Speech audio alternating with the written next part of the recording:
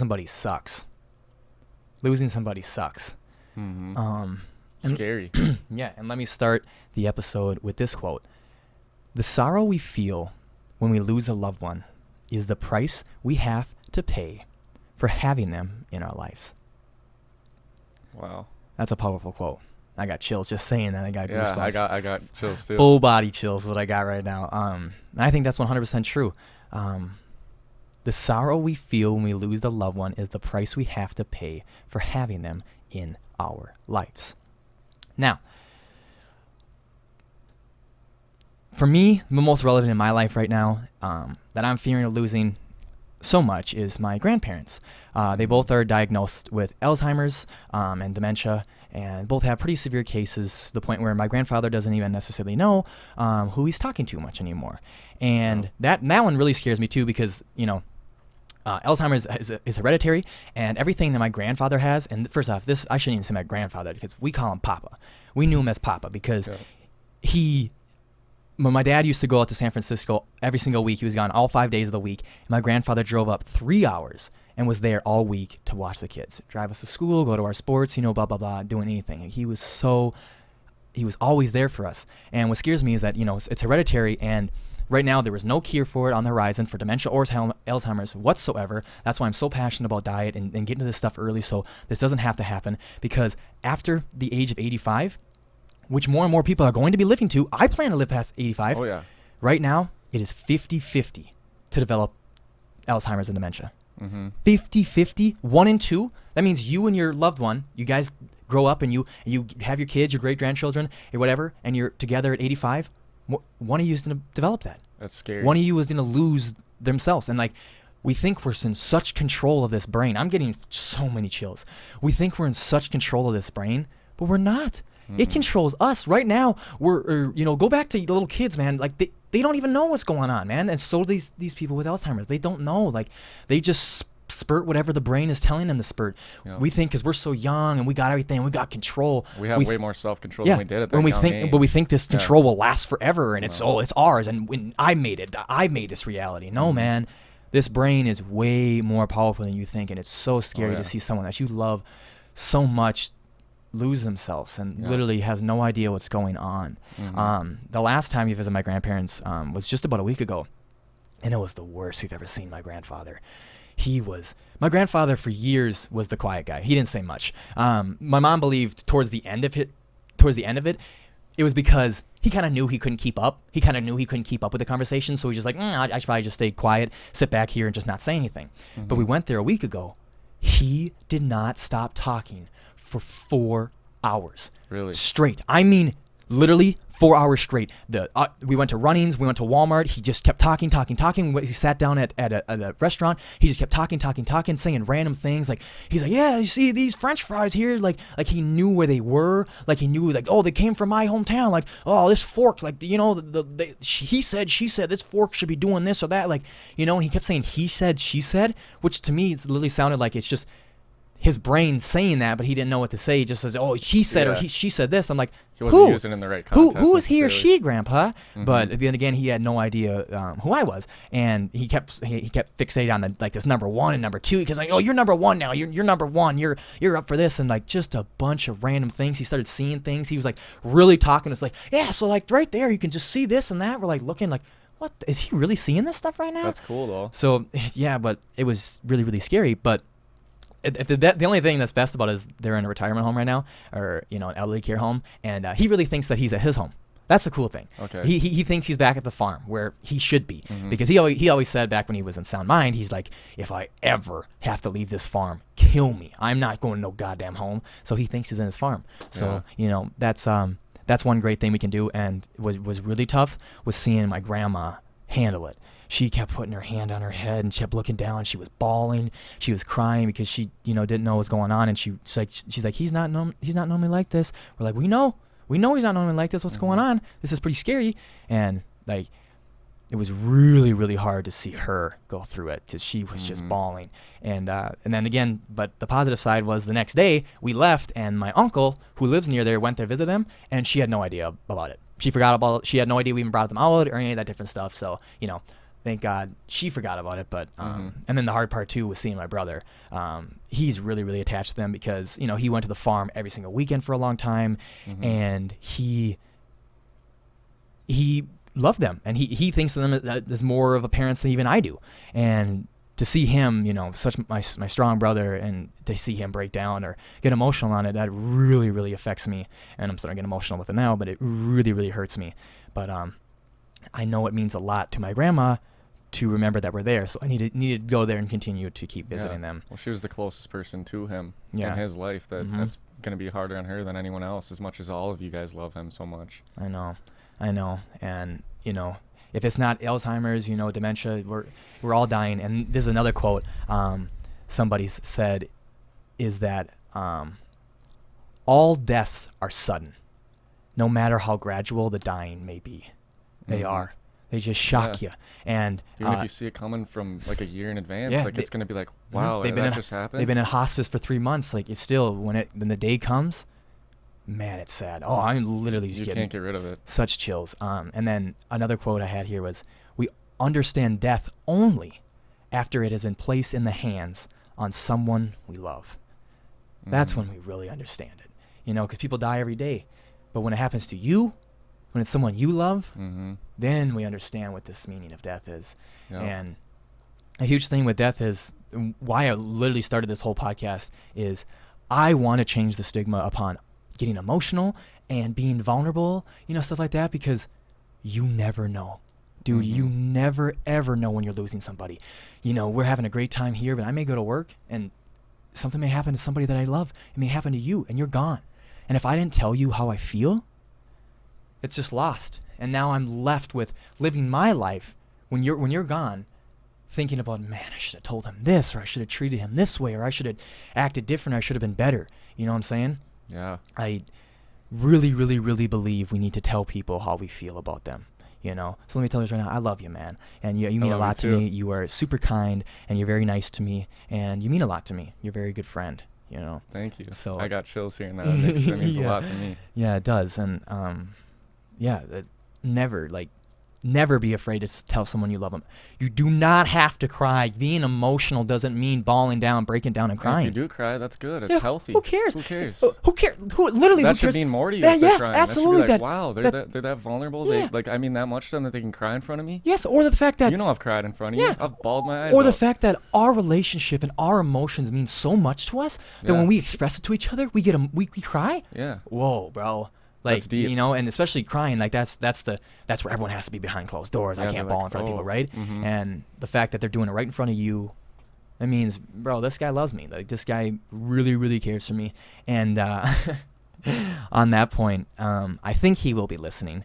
So to my brother, Morgan, if you are listening, just know I love you, buddy. I love you a lot, and I watch you, and I see you, and I see what you do, and I see how you treat people, and I see how you're always trying to find a way to smile, cracking stupid jokes, you know, telling funny things, and you bring a light to my day every time I'm around you. I know I don't tell you that enough, but I hope I can do this on here, because this is where it's easy for me, but I'm going to get better, and I'm going to be able to do this stuff in person, because that's what we're all doing. We're trying to get better every day, and especially, like, I see how you treat your girlfriend, and it's amazing. Like, I always bring up to people, I'm always like, you know, if I always think about a relationship, I think about my brothers and my brother and his girlfriend's relationship, because the way he treats her is the way I want to treat people. And when I have a girlfriend, that's how I want to treat that person, because everybody loves Morgan and Erica, because Morgan treats her so well, and Erica, you vice versa.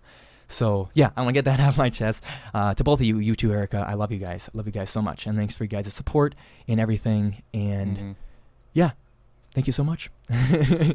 So yeah, off that note, you know, let's get to a better note. So yeah, it's so scary losing someone. And you said something earlier about it. You talk about the scariest thing about losing somebody is that change is coming. Yeah. And change is one of the scariest things. Yeah, even if the scariest is when it's change, meaning losing someone, that's the scariest. But even something as simple as change being your situations, your environment, where you're at in your life, your foundation, that changing, because there's no going around it. There's no avoiding it. If you're looking at growing and becoming something better than you are at the given day, you're going to have to lose. Mhm. Like, it's just loss is part of life. And that goes hand in hand with change, to where, yeah, you're not always going to be living where you are. You're not always going to have the same people in your life that you do now. And I think that as hard as that is to accept, the faster that you can accept it, and the more that you can remind yourself that it's just something that you need to do, the better off you'll be, because there's no avoiding it. You're better off embracing it, no matter how hard it is, because you're going to get through that change that much faster. That fear of loss will turn from fear to gratefulness that much faster, because you're going to be grateful for your new situation, for those new people that are brought into your life. All the stress and misery of life comes from fear of loss. But remember that you can never lose anything without gaining something. Yep.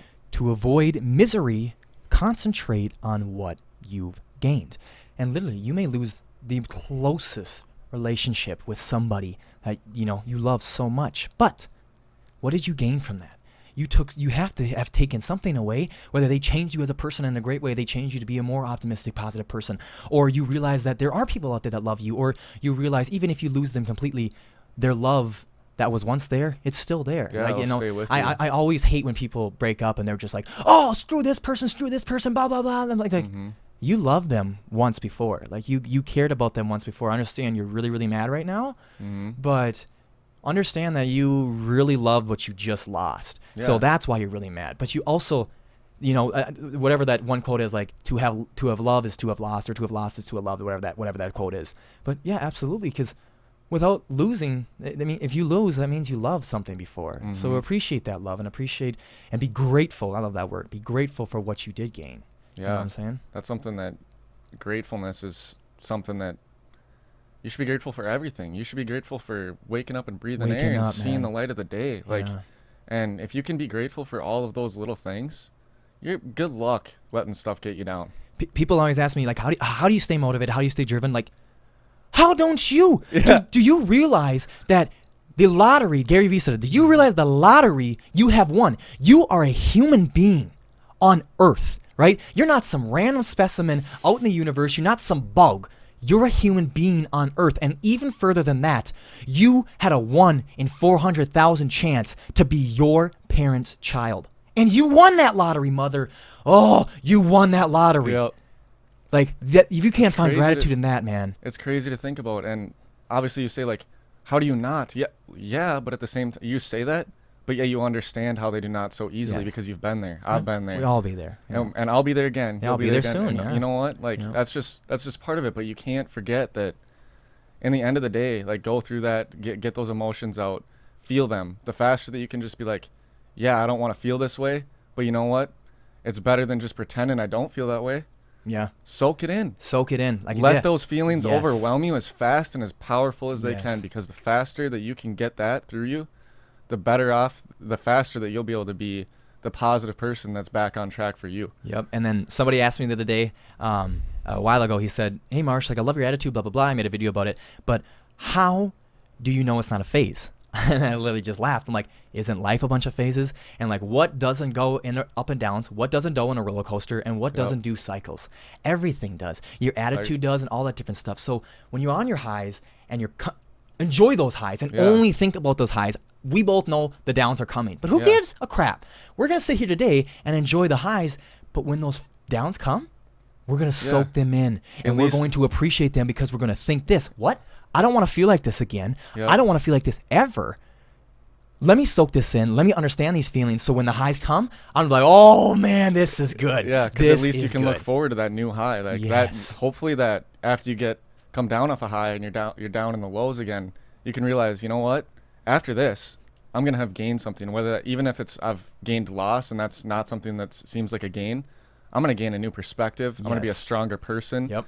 I'm not going to go back to that same low. I'm going to go through different lows, because I never saw them coming. It's never been my experience. I've never learned that yet. But guess what? Each thing that you come out of, as far as you're down in a loss and a low, you're going to be better, and you're not going to go through that low again. If you take it to heart, and if it really means something to you, how bad you feel from that, you're not going to get in that situation again. You're going to be that much stronger. And the faster you can get through that, the more you're going to grow, the faster you're going to get up in life. I like that. It's going to be a new low. It's going to be a low that you haven't experienced before. Every time. And let's hope, because if you did that, that means you're growing. If you continue to have the same lows, like I did, I had depression for 3 years. You didn't learn something, Marsh. You didn't learn something. And what I said it before, I learned the truth. I learned to come back and tell my truth. And so I have lows. Yes, buddy. So how do I know it's not a phase? Because I have lows. I've had lows plenty of times, but it's a new low, and it's a low I'm ready to conquer. And because that's where you grow, is in your low. Yeah. And it's easy to feel bad for yourself when you keep having the same low. Yeah. I've had the same low over and over for different aspects of my life, and it's very depressing. And it's so natural and easy to be depressed when you're like, really, this has been bothering me for this long and I still haven't figured it out. But you know what? It's supposed to happen that way. You're supposed to hit that same low over and over and over again, because you know what? You're not ready to completely let it go and never reach that low again yet. You're going to have to keep going until something inside you snaps, as far as how much that low is affecting you and you don't want that anymore, to where it'll never happen. It'll just be, it sounds complicated, but it's simple. Once you reach that and you're like, wow, that's gone, you're like, it's simple. And a big part of that is state of mind. And the funny thing is, like, the switch, we cannot control the switch. No. The switch will all of a sudden happen and be like one, and everyone knows this. You know this when you're feeling low, and all of a sudden it's just the middle of the day, or you morning woke up and you're like, I got a brand new attitude. What the heck? And I believe it's because whenever that switch came, you finally got to the root. You finally got to the root of what's causing your cycle of that continuous low. I like what you said about switches, because like that's just a kind of an easy way to talk about it. But it's kind of for some people, they might not understand that. And I was thinking a lot about this the other day. With switches, I think that the things you're working on in life, there can be all these aspects of your life you're working on. You're working on your physical self, your mental self, your emotional self, your spiritual self. You want to improve all these aspects of your life, your relationships and everything. And those are all little switches that you kind of got to flip on so that you're not in the low points of those parts of you anymore. But there's also something inside of everyone, I believe, that you can flip a huge switch that just changes you. And if that switch flips, you're not going to be the same person ever again. You don't have to worry about going through those lows ever again, because you'll go through the little ones, but you have changed as a person. And I think everyone should just strive to become a better them, so that they can get that, so that they can achieve that. My switch is flipped, and I'm not going back. Not going back to that low. No. There's gonna be something new, and like that excites me. Like, what's my next low? Like, what's my next struggle? What's it gonna be? Because I know my next struggle is not going to be loneliness, because I understand what I need to do personally to make sure that doesn't happen to me. Because loneliness was the biggest that was the biggest part of my cycle, was being lonely. And I figured out for me that I flipped the switch on loneliness because I understood what I need to do to implicate changes in my life when I'm feeling lonely, to be like, oh, nope, not going to feel like that. This is not okay. No, I absolutely agree with that. Go ahead. The switch on loneliness for me, like, it did get to me a lot. It also affected me. But one thing that I learned is that you can choose what you do to not feel lonely in those times. You like, as far as, so there's going to be so many times in your life when you're not lonely, whether that's you're bored or whether that's you're hanging out with people and you're having fun and entertained. But when you're alone, people have a tendency to just feel lonely. Being alone does not have to mean you're lonely. No, sir. And that's something that I had to learn the hard way, because like I felt lonely and I felt down, and I would react in a very negative way towards my life, to where I would just sit there and do nothing. I would lay in my bed, dark room. I would just play video games or do anything I could to just distract myself from being lonely. But you know what? You can do different things to distract your loneliness, or to not feel that way, that are good for you. You can read a book. You can become smarter. You can listen to music and dance with your dogs. The other day I was dancing with my dogs in the kitchen, and they were jumping up on my legs, and I was so happy. And I was like, yeah, I love these little dogs. And like, that's just like one of the little things in life that like people don't appreciate, because they're so caught up in this mental thing that life does to us, where it's all just a big complex game. But life can be simple if you learn to let it. And again, alone does not mean lonely. And when you're alone is when you can learn. Yes. And so I think those are great ones. And that's why a lot of people preach meditation, because meditation is one of the only forms when you are stimulus free. People, my own roommate like made fun of me once. I was just sitting on the living room, nothing, no TV on, no phone in my hand, no book in my hand, nothing, no music on. I was alone, and I do that often. That would just happen the one time he saw me. I'm like, you know how many times I'm in the car and I will just turn the music off and just be silent?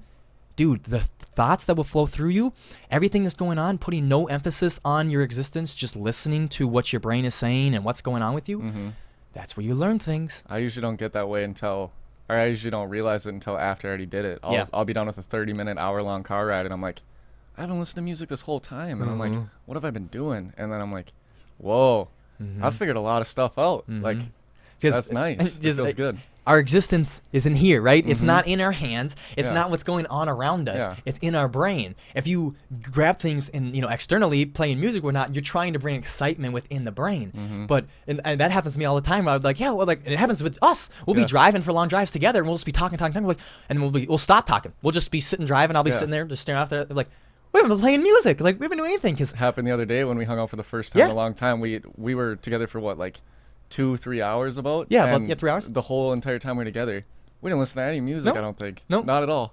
Only when we had that guy in the car. And I still have songs that I like want to show you, but at the time, like that, like this connection is what means the most. That's what's the most important. That's all we have. Let's think about that one time when we were all silent together in Frankie's basement. We were all silent. How powerful was that 15-20 seconds of silence? Yeah, it was just seconds. It was just seconds. That's something that some people probably have experienced it, but that was something that I will never forget.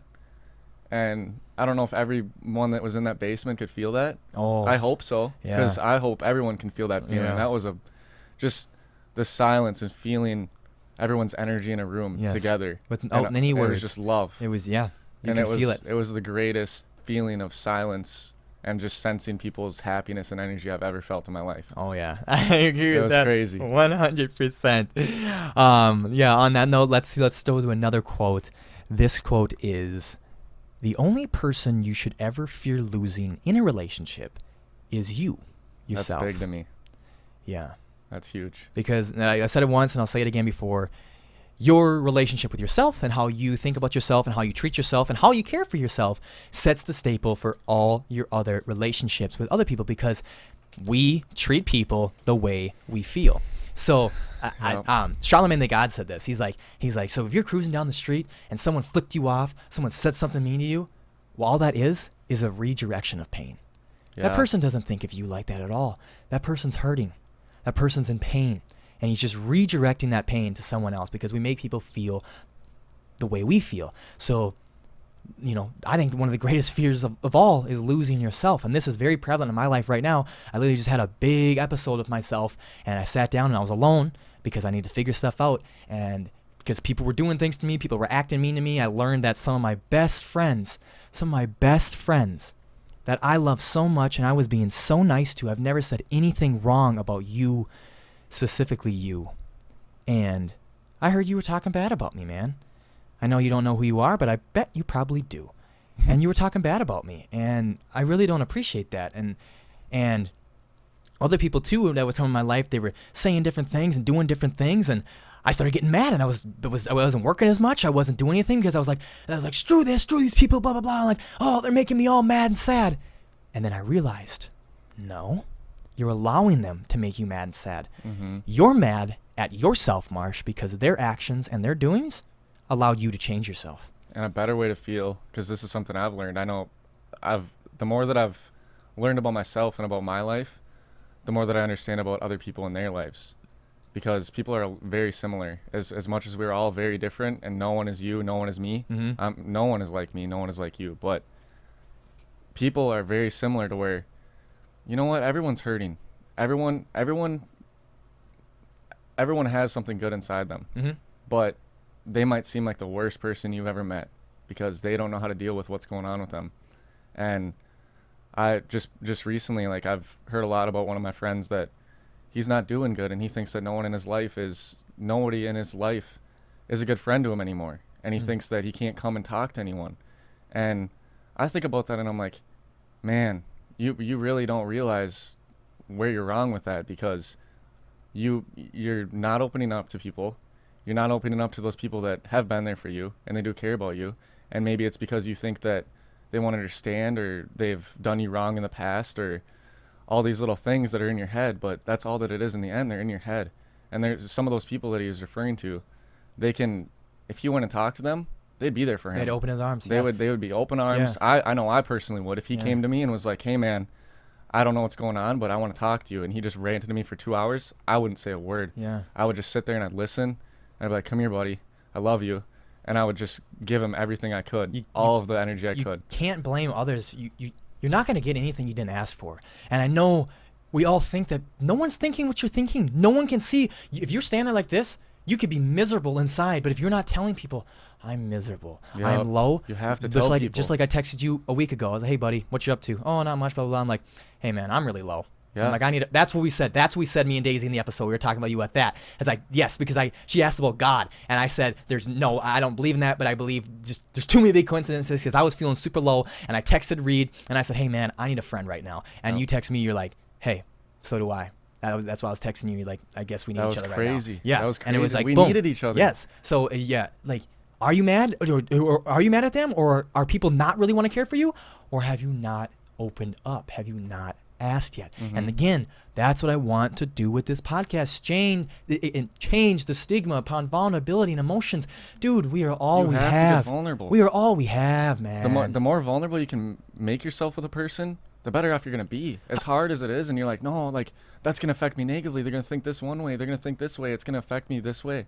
No, man. Every time you and I get together and we get vulnerable and emotional, our roots of love get deeper and deeper intertwined. Mm-hmm. We become way more better friends. And even the external, it grows. Like when we see each other, we're way more excited externally too, because it's like we feel how deeper those roots have gone. And then because we shared a connection, a deep connection, and you can have that with everybody. Now, I'm not saying, go around and spread your vulnerabilities to everybody, because not everyone wants to deal with your stuff. It'll mess you up if you spread it to the wrong people. But you do have plenty of people. And if not anyone, you have your mom. That's what mamas are for, man. Like, you got to talk to your dad, whatever. That's what they're for. Your sister, brother. Yeah. That is what they are for. Blood is there, man. And but even with that, blood makes you family, but love makes you a loved one. You know what I'm saying? Mm-hmm. So you can be blood related to somebody, but the love you have for somebody, that can make them a loved one. That can make somebody family. Even if they weren't your family to begin with, they can become your family just because how much love you share. Think about all the people that once you become your in-laws become your family, and that love, because that love between the love for both of you, and it just combines. It's a love for everybody. So you may not be blood related, but if you love each other, that makes them a loved one. Mm-hmm. And sometimes it'll be like with the in-laws, like it would be something where you do it because they're part of your family now, and you just immediately, that love is just given. Like, you know what, we're part of each other's family, that love is given now. But there's also the love that it's just you just share with people, and that's the most natural, most powerful thing, because you find a connection with someone to where you guys love each other in certain ways, and even when they're somewhere where you don't want them to be, and you look at it and you're like, they're treating me like crap right now. If you can look at that and be like, maybe they're not treating me bad. Maybe they're just treating everyone like that because they're going hurting. through something low. They're hurting. And as much as sometimes I want to reach out to people when they're in that situation and be like, hey man, what's going on? Because I realize those things. Sometimes you can't. Sometimes you have to hope that they get to that state of vulnerability on their own, to where they come to you and they realize that they can come to you. Yes. And they say, hey, like, I'm sorry. I know that I've been acting a certain way, but sometimes you just can't put your energy in too many places at once, or otherwise you'll lose yourself. And then let's go back to that. So when somebody sees the end near, like of a relationship or whatnot, do you think it's the fear of losing that person and what they loved? Or do you think it's the fear that they have lost themselves, and now when they're they're separated, they have to regain that sense of self once again? I think that there's nothing bad or nothing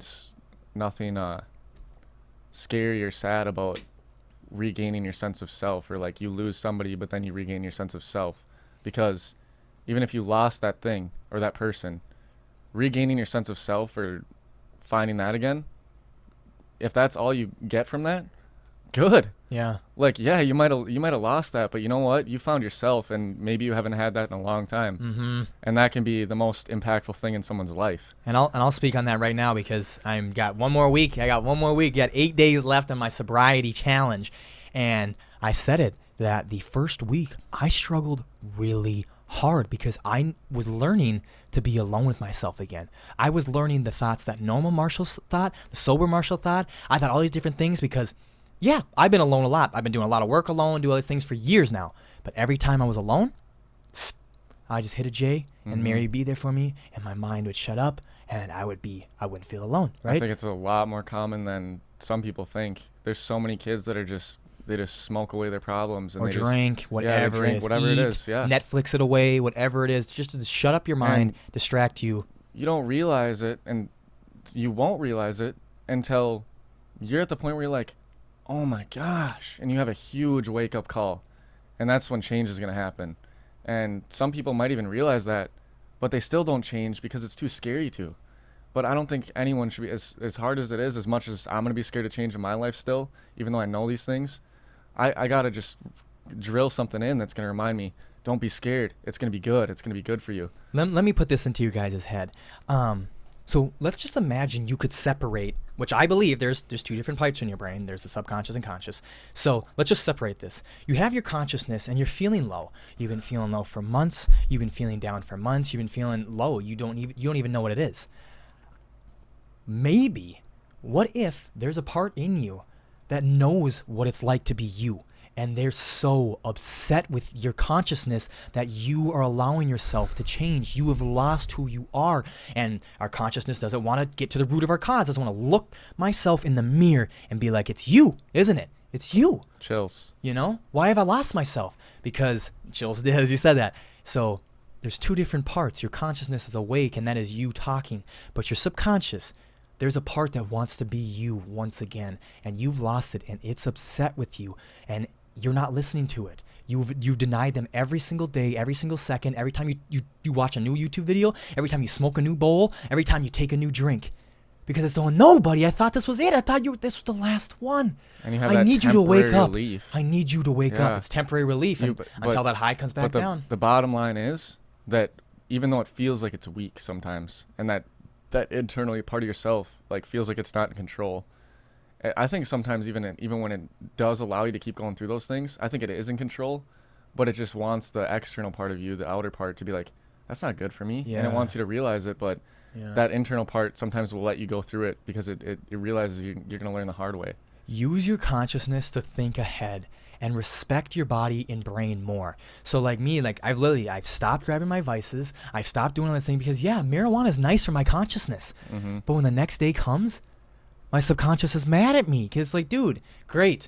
Now the only way we're going to be happy right now is if you wake up again and you make a move to smoke more, buddy. And unless we go through a few days of suffering to get you back on track. And people fear that suffering, which I want to tell you, it's scary. I cried. I'm not going to lie to you guys. It was day 3, 4, and 5. I cried every night. I was so lonely and it wasn't even me. It wasn't even I was thinking lonely. It's because my consciousness was only not lonely when Mary was around, and I wasn't allowing Mary to be around. I was feeling bad for yourself that vice is gone. But now I'm on day 24. Yep. People. And I'm really happy for you because I know how happy that's probably making you feel. And Mary and anyone who's my friend and you want me to, no, man, no, we're not going to have a little smoke sesh. Like, nah, man, that was my personal vice. I'll have a drink with people. I know a lot of people use drinking for their vices. I never did. Drinking was not my vice. Me too. Marijuana was my vice. And Likewise. Marijuana, Mary, you will never, ever have control over me again like that. If I want to decide to have some creativity, have some fun and smoke, Marshall, will decide to do that. Not you. You are not in control of me, Mary, ever again. I cut ties with you on August 24th, 2019, and that'll forever stay in my brain because you're done.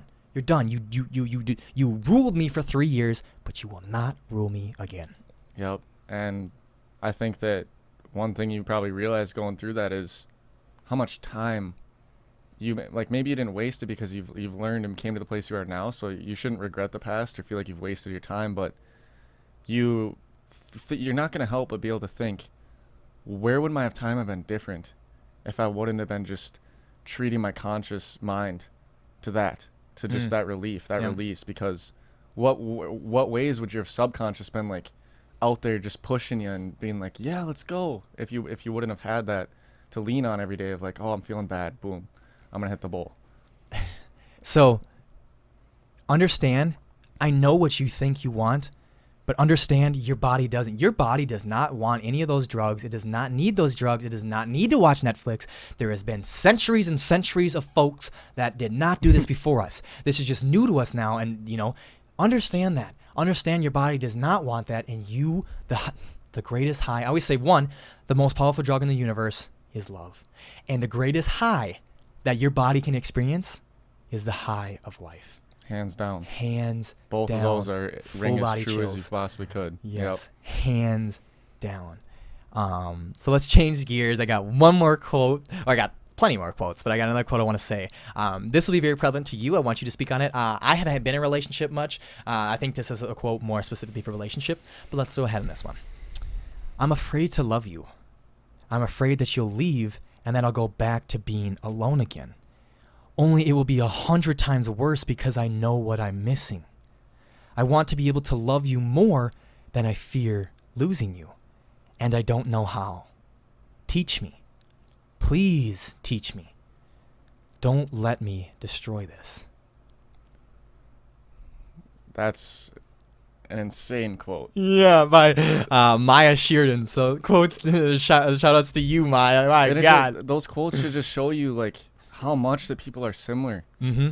Because like, I'm not the only one that's gone through things like somebody else. Like that quote relates to me a lot, because I'm sure that anyone that's in a serious relationship or has been for a while can relate to that fear. But so does she. She related to it so much that she came up with that quote and put it out there for the world to see. So, but that's crazy. I think that people should remind themselves, even if they don't feel it now, because they feel like what they have is never going to go away, because it's just so cemented in their routine and it's been there.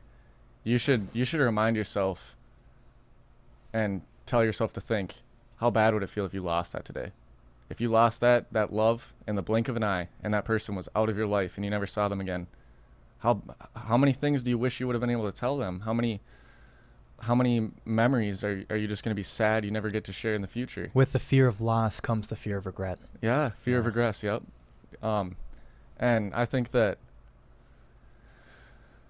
for me, I don't think fear of loss in a relationship has to be a bad thing. I think it could be a motivator. Mm-hmm. I think you can use that to motivate you to do things in a way that you're never going to lose them, and they're never going to want to lose you. And I think that part of it is you lose yourself and the fear of loss becomes greater, because things are going to start happening with that relationship to where the dynamic is not working as good as it should, because you're not yourself anymore, or they're not themselves. Yep. And then that is going to lead to you fear you're losing them because you're fighting all the time, or one thing or the next. And I think you need to maintain that self-love, that individualism, and be interdependent. But I don't think that you can be in a relationship healthily that is completely codependent on each other. You're putting too much strain on each other. And that fear of loss should always be a motivator to people to not lose it. Yeah. To remember. And appreciate what's going on right now. Yeah, you appreciate what's going on now, and you're like, you know what? Like, this is something that is amazing, and this is something that I love more than a lot of other things in my life, most other things in my life. And I got to remind myself not to lose sight of how much that means to me. And if you can do that, every day, every time you're feeling mad at them, or you're feeling like, hey, stuff's not going good, think about what is good. Think about what you felt like before you had that person, and how before you had that person, all you wanted was to find them. All you wanted was to find that person that you just click with, and you just are like, wow, that's them. But when you get caught up in it and it's been going on for so long, you're like, you don't think about that anymore. And it's hard. You got to remind yourself, hey, do I want to just be going back to me again and being like, wow, I messed up. I did all these things and I got lost and forgot what I knew in the beginning. That's scary. And you said the word gratitude earlier, and I've said it many times, but I want to go again with what my morning routine. We're all going to lose sight of this. We lose sight all the time. When you and I leave this place, I'm going to head to work. I'm going to lose sight of how much I love you. When I wake up in the morning, the first 10 minutes of my day are nothing but my mind. My eyes stay closed, and today I was thinking about it. I was like, oh, I got a podcast today. I got work coming. The only way to not lose sight of it is to make time for it. Yep. To sit down with yourself, just yourself, and talk in your head and tell yourself what you're grateful for. Remember all the loved ones. Remember your family. Remember that Reed's coming over to do a podcast and you're so freaking excited. Yeah, I got so excited. You gotta remember that. And it's the only way you're not gonna lose sight is if you decide to make time for it. Because I'm gonna go back to that. Like, with the fear of loss comes the fear of regret. And I've been to an elderly home plenty of times, and I've talked to different people other than my grandparents. And what all elderly people will tell you is, I'm living with so much regret. I wish I would have done this. I wish I would have done this, blah, blah, blah. So if I can't get anything to you, man, do not regret how you feel. Act on it. Say something. Continue that feeling. Find out where that feeling will take you. Dad, if you're listening to this, I don't think you are, but keep doing you. Realize you, just like Morgan, I watch you so hard. I may not say it, but I see everything you're doing, and I've written you notes before. When I see you motivated and losing weight, that's the only thing I care about. You and the rest of the family and all my friends close to me are the only people I care to motivate. It's awesome if it can trickle out to the rest of the world, but the people close to me, that's all I care about. If I can give motivation to y'all give motivation to me.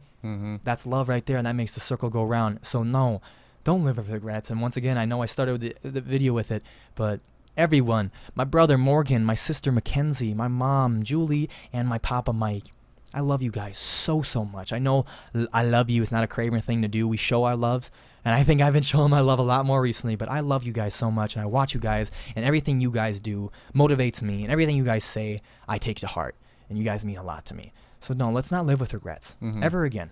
Tell people how you feel and understand your feelings and act on them. See where those feelings will take you, because they'll take you to interesting routes. And if it's a bad feeling, ride that feeling. See where that'll take you. It doesn't matter where it will take you. It'll take you to either an amazing, beautiful thing. It'll take you to something interesting and kind of which will become beautiful. It'll take you to a bad place, which will become beautiful. Yeah. It'll all end up in a takes beautiful you. place. Just embrace it and dive into it, because the faster that you dive into it, the sooner you'll realize where it's going to take you. The sooner you'll get there faster. And you'll be like, well, this is what it was. Yeah. I'm happy I got here and learned this. And we're coming to the end of our episode here, guys. And I have a few more quotes, and this is going to lead into our final discussion, because I want to leave on a better positive note. I'm gonna read off these 3 quotes, and we're just going to get into it. Those we love never truly leave us. There are things that death cannot touch. That was by Jack Throne. Thank you, Jack Throne. That's an amazing quote. Another quote is, what we have once enjoyed, we can never lose. All that we deeply love becomes a part of us. That was by an unknown, so shout out to you, unknown. And last but not least, when someone you love becomes a memory, that memory becomes a treasure. So yes, we lose. We lose their physical vessel. We lose their being. But to live through the hearts of others is to have never died before. Those quotes all kind of tie together in a beautiful way, to where it kind of just hits home on appreciating that you, even when they're not there, even when they're off at work, or you're not going to see them for a month, 2 months, as a friend, as a significant other, whatever it may be. They're there. You have everything that they have given to you in the past. All that energy, all that love. Yeah. Realize that that's still in you. That's became a part of you now. And you just got to think about how good that feels that you guys have shared that. You'll remember this. So how about this, people? Think about this when you're around your loved ones. You're hanging around your loved ones so you can get your daily dose of them. So you can take that dose, my daily dose of Marsh, and ride that dose with you for the rest of the day, the rest of the week, the rest of the month, until you see them again to get your next dose. You may not see them, you may not hear from them, but they live with you, and vice versa. You live with them. It's a very interesting way to think about it, and a lot of people probably don't talk about it that way, but I agree. The way that I think about it is like circles of people. Like I'm in the center. Everyone has their center. They're the dot in the middle. Yep. But then there's a tight circle around that, and that's everyone close. And then it just slowly branches out. And the people that are closer, you need more doses of them. You're more dependent on them, and you guys you feed off each other. Yep. And then the further you get away, yeah, maybe you don't see them in a month, 2 months, or a year, but you're still gonna appreciate and love when you see them, because it's like, hey, like I'm happy that you're doing good. How you been doing? And you share those interactions. And like I just saw a couple people yesterday at Target that in Monticello that I haven't seen in I don't even know how long, like years. Yeah. And I saw them and I was so happy. I immediately just lit up and was like, how are you guys doing? I heard you're getting married. Like, what's going on? And I was just, even though we talked for 5 minutes, I was so happy that 5 minutes, I don't need to see them again for how long. Yeah, it doesn't matter, because but it was a great interaction. And that'll live on. And dude, those things matter. Yeah, and you don't realize, bro, I've been invited to random things, blah, blah, blah. And like people have been messaging me that I haven't seen in years. And it's amazing to realize that the 10th grade Marsh, the 11th grade Marsh, the daily interactions I have with those people live with them. Yeah. They live with them. So with that being said, make sure it's a good one. Make sure it's a good impression. Leave them with that, because if you leave them with madness and fear and, anger, that is the exact dose that will be riding with them until your next dose. It's true. Give out the best energy you possibly can. All the time. Always. Don't let the bad ways that you're feeling leak out into other people's lives. Hey, and putting on a mask is something. Don't put on a mask for your total reality. So you only take that mask off when you leave. You only take that mask off when you enter your bedroom. That's damaging. But yeah, that's huge. Like I have to put on a different mask for you than I do for the people in my work. And I have to put a different mask when I go to my sister or, the little kids. You have to put on these different hats, these different masks on. I remember my mom made me mad when I was visiting my grandparents. She said something, whatever, that just made me mad. And as we were pulling up, I'm like, you cannot carry this, Marsh. You have to put a mask on. Your duty right now is to go into that elderly home and spend time with your grandparents. If you wear this mask that your mom just made you put, whatever mask, hat, whatever you want to think, the mood you're in, you have to change that, because there's different moods for different roles, and you can't keep carrying the same mask or the same role for all roles of life. They change. It'll wreck you. Yes, it will. And the only thing is that if you do have that, if it's something to where that mood, that mask, like affected you bad enough, you gotta just pretend it didn't, because otherwise it's gonna affect everyone around you. You gotta just suck it up in the time, in the moment. Your team, and your classmates, whatever it is. And if it's deep enough, do something about it when time's right. When time is right. Go talk to that person. Find your quarters. Hey, you know what? I gotta resolve this because it's eating me up. Do not let the things that eat you up inside eat you up, because it's gonna be months, a year later from then, and you're gonna be like, wow, that really affected me. Yep. And you'll act out on that. Yep. And you got to get that out. I say it a million times. Time, screw money, screw anything else. Time is the greatest commodity we are all possessed with, and do not throw that away. And you will always regret the time you wasted, that you didn't get to the root of a cause. I regret the years I wasted on that. I don't regret any of the actions I did or anything else. The only thing I regret is wasting so many years of not feeling like this every day. I regret my time. That's huge. I regret my time too. I feel amazing. Yes. I've felt better today than I ever have, mentally, emotionally, spiritually. I'm happier than I've ever been. So with that being said, let me say it again, and let me remind you, we are all going to die. We are all going to lose, and we are all going to feel loss. We need less ego, and we need more love. We need to tell our loved ones how we care for them, how we feel about them, and, hope that it's reciprocated, because having someone tell you how they feel about you, that's just the dose that you need to carry on through your day. And with that, I want to tell you, I love you, man. You mean so much to me, and I care about you so much. And thank you for spending your most precious commodity with me, your time with me today, and sitting down and talking about the fear of loss. This is a pretty rough... I'm happy to be here. Yeah. I love you too. It's a pretty rough topic for a lot of people, but I hope you guys listening enjoyed, and I hope you guys got something out of it. So, Reed, once again, thank you so much for sitting down with me today. I appreciate it so much. My pleasure. And thank you for tuning into this episode of Happy Campers. Remember, guys, these are just sound bites and you start the conversation. All the links to my social media platforms will be in the description and bio below. And thanks so much for tuning in again, guys. And just like always, until next time, take care, guys. Yeah. Told you it's fun. That was